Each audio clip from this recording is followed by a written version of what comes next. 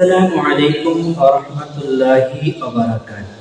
সুপ্রিয় দর্শক শ্রোতাবিন্দু, আজকে আমরা আপনাদের সম্মুখে যে বিষয়টি নিয়ে আলোচনা করব সেটি হলো পবিত্র ঈদ উল আজহার দিনের সুন্নাহ সম্পর্কে।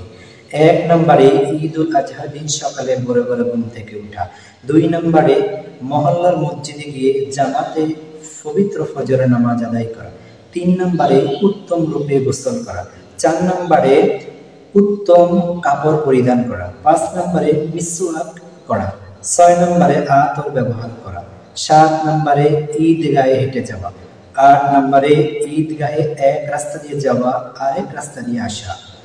৯ নম্বরে ঈদ উল আজহার দিনে কিছু না খেয়ে ঈদগাহে প্রবেশ করা। ১০ নম্বরে সকাল সকাল পবিত্র ঈদ উল আজহার নামাজ আদায় করা। ১১ নম্বরে ঈদ উল আজহার দিন কোরবানির গোশত দিয়ে খাওয়া শুরু করা সুন্নাত। ১২ নম্বরে তাকবীরে তাশরিক পড়তে পড়তে ঈদগাহে যাওয়া।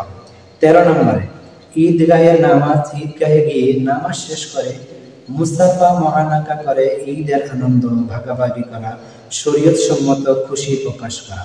আল্লাহ রাব্বুল আলামিন আমাদেরকে ঈদ উল আজহা সুন্নাহর উপরে আমল করার তৌফিক দান করুন। আসসালামু আলাইকুম ওয়া রাহমাতুল্লাহি ওয়া বারাকাতুহু।